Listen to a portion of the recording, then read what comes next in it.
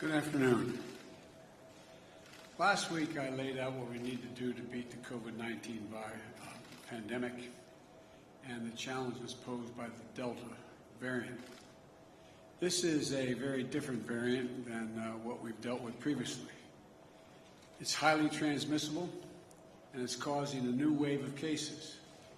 It accounts for over 80% of all COVID-19 cases in the United States today. Experts tell us that we're going to see the cases rise in the weeks ahead, a largely preventable tragedy that will get worse before it gets better. What's different about this surge from previous ones is we have the tools to prevent this rise in cases from shutting down our businesses, our schools, our society, as we saw what happened last year. While cases are on the rise, it's important to note we've not seen a comparable rise in hospitalizations or deaths in most areas of the country.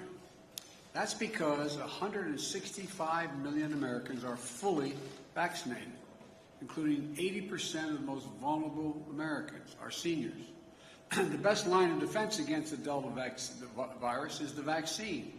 It's as simple as that, period. The vaccine. I want to be crystal clear about what's happening in the country. We have a pandemic of the unvaccinated. Now, I know there's a lot of misinformation out there, so here are the facts. If you're vaccinated, you are highly unlikely to get COVID-19. And even if you do, the chances are you won't show any symptoms, and if you do, they'll most likely be very mild. Vaccinated people almost never are hospitalized with COVID-19. In fact, according to one recent study, 95% of overall COVID-19 hospitalizations are among those not fully vaccinated. And the data shows that virtually all the cases, hospitalizations and deaths due to COVID-19 are from the unvaccinated population. Last month, a study showed that over 99% of COVID-19 deaths have been among the unvaccinated people. 99%. That means if you're unvaccinated, you are much more likely to, 1, get COVID-19, 2, get hospitalized, and 3, die if you get it. This is a tragedy. People are dying and will die who don't have to die. The data is absolutely clear. As I've said, we have a pandemic of the unvaccinated. Think of it this way. 191 million Americans have gotten at least one shot, including 70% of adults over the age of 18. 165 million Americans are fully vaccinated, but about 90 million Americans are eligible for vaccines and still haven't gotten their first shot. Now, I think there's a clear link between the lowest vaccinated, the lowest vaccinated states and the states with the highest case rates. This past week, the most vaccinated state in America, Vermont, has seen just 5 new cases, 5 per day of COVID-19 for every 100,000 people who live in that state. That means on any given day, only 30 people in the entire state of Vermont got COVID-19.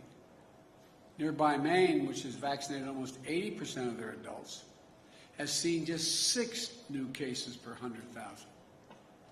But the state with the lowest vaccination rates are seeing 10 to 20 times as many new cases per 100,000 people.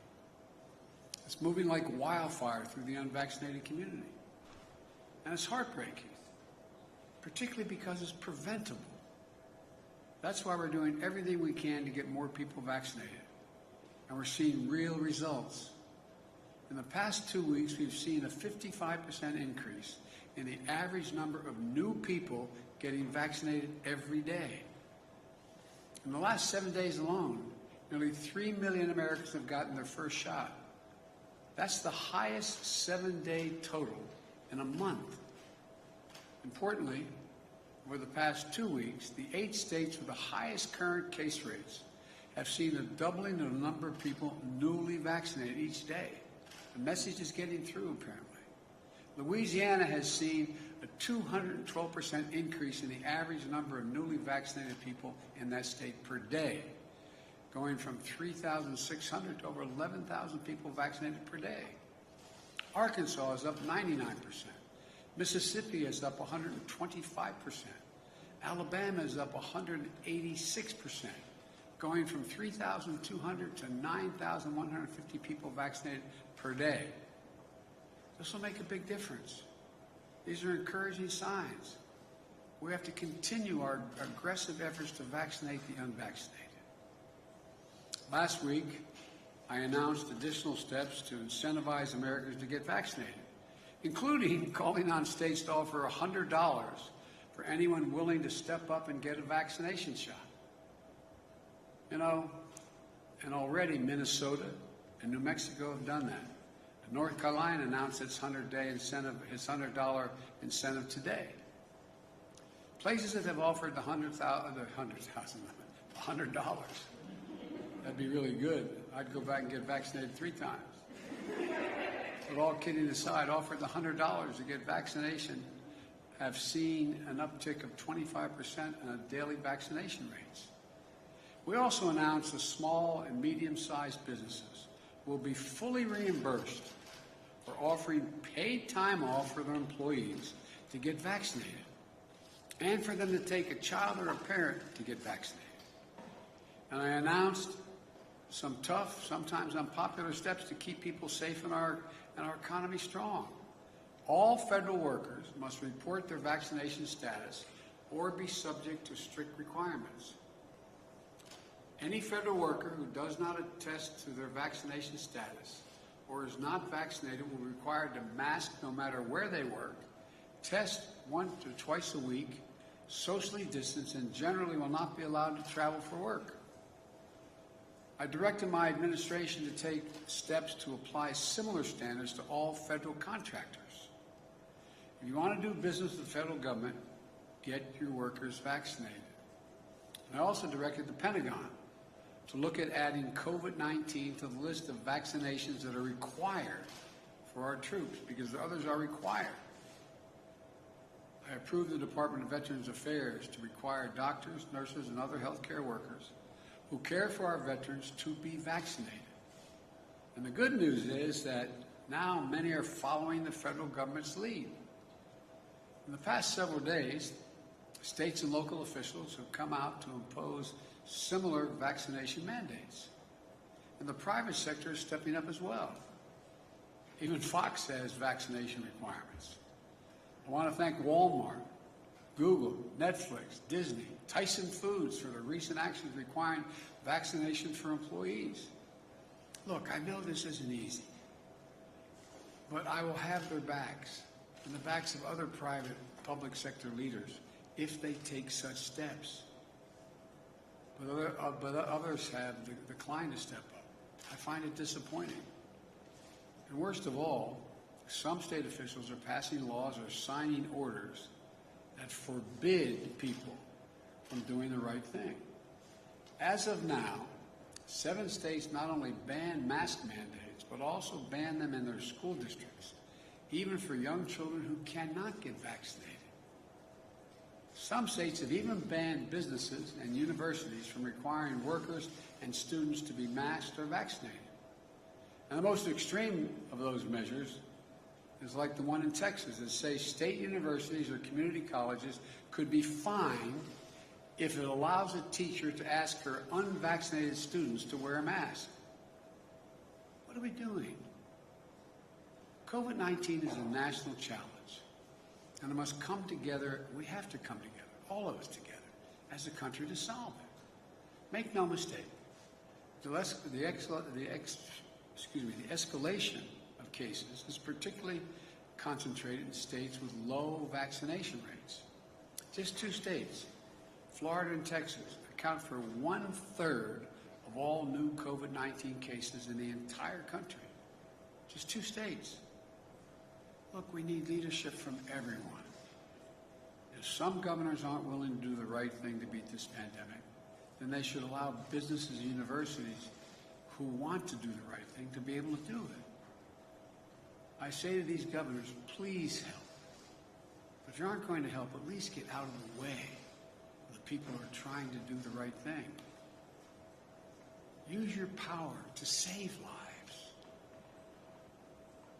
I've made it our first and top priority to have a vaccine available for every single American the day I got elected. That was my priority. Let me be clear. We have a supply for every single American. And that will never change. At the same time, it's also in our national interest to share some of our vaccines with the world, which gets me to the second thing I want to discuss today. From the beginning of my presidency, I've been very clear-eyed that we need to attack this virus globally, not just at home, because it's in America's self-interest to do so. The virus knows no boundaries. You can't build a wall high enough to keep it out. There's no wall high enough or ocean wide enough to keep us safe from the vaccine and from the COVID-19 in other countries. In fact, just like the original virus that caused COVID-19, the Delta variant came from abroad. As long as the virus continues to rage outside the United States, potentially more dangerous variants could arrive at our shores again. We know that COVID-19 in other countries stifles economic growth, disrupts supply chains, risks instability and weakness of governments. As we've seen in the United States, the key to growing economies is to vaccinate people. So just as the American economy is recovering, it's in all of our interest to have the global economy begin to recover as well. This is about our values. We value inherent dignity of all people, the inherent dignity of everyone. In times of trouble, Americans reach out to offer a helping hand. That's who we are. And I've said before, in the fight against COVID-19, the United States is committed to be the arsenal of vaccines, just as we were the arsenal of democracy during World War II. We're backing up that commitment. We've contributed more than any other nation to COVAX, the collective global efforts delivering COVID-19 vaccines across the world. We've supported manufacturing efforts abroad through our partnerships with Japan, India, Australia, known as the Quad. During my trip to Europe in June, I announced that the United States has purchased a groundbreaking 500 million doses of Pfizer and then donate them, those doses, to nearly 100 low and middle-income countries who don't have the vaccine. Those doses will start to ship at the end of this month. We also announced that we donate 80 million doses of our own vaccine to supply the world, which has already begun. And today, I have an important update. We've already exceeded 80 million doses that have been gone out. As of today, the United States has shipped over 110 million doses of U.S. vaccines to 65 countries that are among the hardest hit in the world. Let me say it again. As of today, we have shipped over 110 million doses to 65 nations. According to the United Nations, this is more than the donations of all 24 countries that have donated any vaccine to other countries, including China and Russia, all those nations combined. These vaccine donations from America are free. We're not selling them. There are no demands, no conditions, no coercion attached. And there's no favoritism and no strings attached. We're doing this to save lives and to end this pandemic. That's it. In fact, we're donating vaccines to countries that have real issues we have real issues with. And we'll continue to give tens of millions of the doses away across the summer and work to increase U.S. manufacturing of vaccines around the world as well. And it's not just vaccines. We're continuing to provide countries in need with more testing, protective equipment, and personnel to stem the surge of the virus. We've done it in India and elsewhere. Let me close with this. I've said before, in the race for the 21st century between democracy and autocracies, we need to prove that democracies can deliver. And the democracies of the world are looking to America to lead again in two ways. First, to demonstrate we can control this virus at home. And second, to show we can help address it around the world. Vaccinate America and help vaccinate the world. That's how we're about to beat this thing. We're always going to have enough doses for every American who wants one. Our work in donating vaccines to the world is about America following through on our promises and delivering what we say we'll deliver. And showing how American science and technology, American business and academia, and our government can all work together. Above all, it's proving democracies can deliver. And yet again, that America is back leading the world, not by the example of our power, but by the power of our example. We still have a lot of work to do. So if you're unvaccinated, please, please, please get the shot. But just don't take it from me. Just read the news. Listen to the voices of the unvaccinated patients in the hospital. They're spending the most powerful message to their families and everyone around the world. A powerful message to everybody. As they're lying in bed, many dying from COVID-19, they're asking, Doc, can I get the vaccine? The doctors have to look them in the eye and say, no, sorry, too late. Right now, too many people are dying. We're watching a loved one dying and saying, if I just got vaccinated, if I just. Folks, this isn't about politics. The virus doesn't care if you're a Democrat or Republican. This is about life and death. Life and death. I can't say it any more plainly than this. The vaccine saves lives, and it could save yours or your child's. I know we can do this. We're the United States of America. We're prepared like never before. We have the tools and the resources to save lives at home and around the world. This is who we are. This is what we do. This is why there's no nation like us on earth. God bless you all, and may God protect our troops. Now it takes a few questions. Mr. President, I have a question for you on coronavirus, but first I'd like to start with the news of the day, given back in March you said that if the investigation confirmed the allegations against Governor Cuomo, then he should resign. So will you now call on him to resign, given the investigators said the 11 women were credible? I stand by that statement. Are you now calling on him to resign? Yes. And if he doesn't resign, do you believe he should be impeached and removed from office? Let's take one thing at a time here. I think he should resign. I understand that the state legislature may decide to impeach. I don't know that for a fact. I've not read all that data. And he's using a photo of you embracing him in his self-defense to say that these are commonplace kind of embraces that he made and the allegations against him. Do you condone that? Look, I'm not going to fly-spec this. I'm sure there are some embraces that were totally innocent. But apparently the Attorney General decided there were things that weren't. And on coronavirus, if I could ask you a question about the evictions. No, thank you. On the evictions and the moratorium that lapsed on Saturday night, what is your strategy to prevent potentially millions of people from being evicted from their homes, given what we are told your administration is considering a targeted moratorium is likely to face legal challenges? Any call for moratorium based on the Supreme Court recent decision is likely to face obstacles. I've indicated to the CDC I'd like them to look at other alternatives than the one that is in power in existence, which the court has declared they're not going to allow to continue. And the CDC will have something to announce to you in the next hour to 2 hours.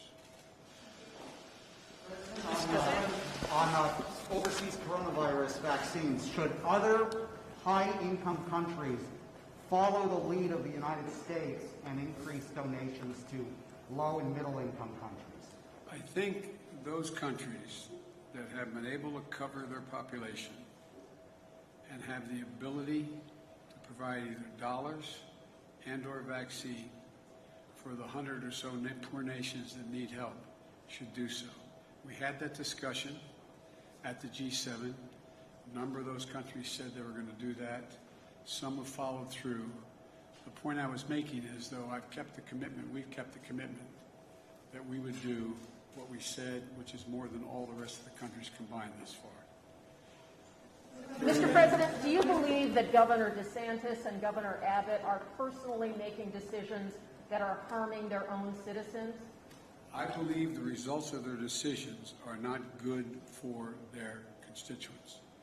And it's clear to me and to most of the medical experts that the decisions being made, like not allowing mask mandates in school and the like, are bad health policy. Bad health policy. Mr. President, I have a question about something that you just said. I'm sure you do. Thank you. You just said there's no wall high enough and no ocean wide enough to protect us from the virus. So what is the thinking behind letting untested and unvaccinated migrants cross the southern border into U.S. cities in record numbers? There is, what we're doing, we have not withdrawn the order that is sometimes critical or criticized, saying that unvaccinated people should go back across the border.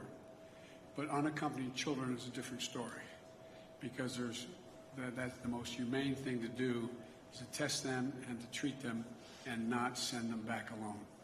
Mr. President. Mr. President, have you spoken with Governor Cuomo today? I have not. And then one other question on the virus. You just said we have to continue our aggressive efforts to get the unvaccinated vaccinated. Other countries have found a lot of success in requiring vaccines in public places. New York City just announced today that they'll require vaccines for restaurants and gyms. Do you think more cities and states should institute rules like that? I do. And are you going to publicly call on them? Should they institute a vaccine passport type system, or it's up to each city and state to figure that out on their own?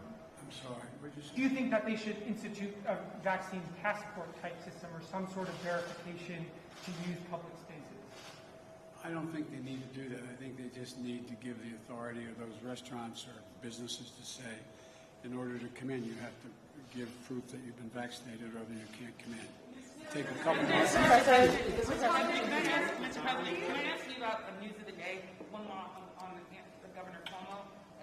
You're calling for him to resign now. My question is, do you think he should be prosecuted? And what is your message to the women who have now accused him of sexually harassing them and abusing them? Look, what I said was, if the investigation of the Attorney General concluded that the allegations are correct, that back in March, that I would recommend he resign. That's what I'm doing today. I've not read the report. I don't know the detail of it. All I know is the end result. Mr. President, one other question on this COVID, if I could, really quickly. It's the eviction moratorium. Can you explain a little bit more why it took so long to have a possible eviction moratorium be put into place? There were people, this inspired on Saturday. I'm wondering, there are folks who are saying it took too long for this to happen. Well, look, the courts made it clear that the existing moratorium was not constitutional. It wouldn't stand. And they made that clear back in, I guess, July 15th or July 18th. In the meantime, what I've been pushing for and calling for is we have billions of dollars that we've given to states to provide for rent and utilities for those people who can't afford to stay in their homes because they can't, in an apartment, they can't pay their rent. And so we're urging them to distribute those funds to the landlords. I believe that would take care of the vast majority of what needs to be done to keep people in their apartments now. And so that's what we're working on. Some states have done it and some communities have, but they have not. The money is there. It's not, we don't have to send it out. It's been sent out to the states and counties. Billions of dollars for the express purpose of providing for back rent and rent the people who are in the middle of this crisis. And that's there. That's what we're pushing now. And we've been pushing that. That's the immediate thing to do. Take one more question. Mr. President. Mr. President, thank you so much. There was an expectation that you would be announcing again new vaccines to the world today, other than the ones you promised. Are you ready to send more vaccines to the world? And there is a delegation from the White House going to Brazil tomorrow. Are they bringing more vaccines? Are they announcing more vaccines to Brazil? No. Are they announcing more vaccines overall? Overall, and then to Brazil, to the delegation coming to Brazil tomorrow, we will be bringing vaccines. The answer is I don't know whether the delegation going physically has vaccines with them. We have provided vaccines to I them. mean, the announcement, are they announcing there? Well, no. There's a need for several billion doses around the world. We have committed to over 500 million doses, and we're trying to provide for more and provide for the capacity of countries like India to be able to produce the vaccine themselves. And we're helping them do that.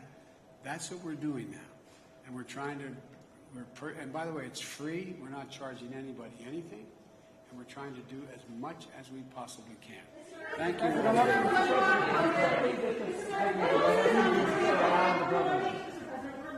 The administration is about to announce a new partial eviction moratorium, COVID-related. Can you tell us any more about that, and are you sure it's going to pass Supreme Court muster? The answer is twofold. One, I've sought out constitutional scholars to determine what is the best possibility that would come from executive action or the CDC's judgment. What could they do that was most likely to pass muster constitutionally? The bulk of the constitutional scholarship says that it's not likely to pass constitutional muster, number one. But there are several key scholars who think that it may, and it's worth the effort. But the present, the court's already ruled on the present eviction moratorium. So I think what you're going to see, and I want to make it clear. I told you I would not tell the Justice Department or the medical experts, the scientists, what they should say or do. So I don't want to get ahead. The CDC has to make this. I asked the CDC to go back and consider other options that may be available to them. You're going to hear from them what those other options are. I have been informed they're about to make a judgment as to potential other options. Whether that option will pass constitutional measure with this administration, I can't tell you. I don't know. There are a few scholars who say it will, and others who say it's not likely to. But at a minimum, by the time it gets litigated, we'll probably give some additional time while we're getting that $45 billion out to people who are, in fact, behind in the rent and don't have the money. That's why it was passed in the act that we passed in the beginning of my administration, and it went to the states. We were under the impression that the states were moving this money out relatively rapidly. So, for example, if I'm in an apartment, if you're in an apartment, and you're behind on 4 or 5 months' rent, and let's say your rent is $2,000 a month, I'm just making this up out of the blue, and you're behind, you need $10,000 to catch up. Hardly anybody has that $10,000. But there's money that the states have that can give to the landlord that $10,000 to the back rent. The future rent, it's unlikely, at least the hope is, since they have been made whole to that point, that they'd be inclined, because the economy is growing, inclined not to throw someone out in the street, keep that person, no guarantee, keep that person in the apartment, keep the kids in the same school district, and count on being able to have the opportunity for that person to be able, who may now be employed, to pay their rent. But in the meantime, I've asked that, is there any safety valve we can put in? And it's the one I explained to you. Again, CDC will announce that and the details of exactly how it works. I'm not telling, I told them I want them to take a look. I didn't tell them what they had to do. And my hope is it's going to be a new moratorium that in some way, and I'm not going to announce it now, let them announce it, in some way covers close to 90% of the American people who are renters. And so that's all I can tell you now. Thank you very much. What's the difference? Because it's a, let them explain that to you, okay? I don't want to get too far. Thank you. President, is COVID doing enough to get shots in arms?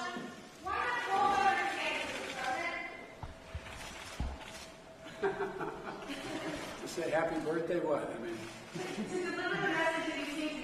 he knows the message. She knows the message. We had a little discussion while he was down there.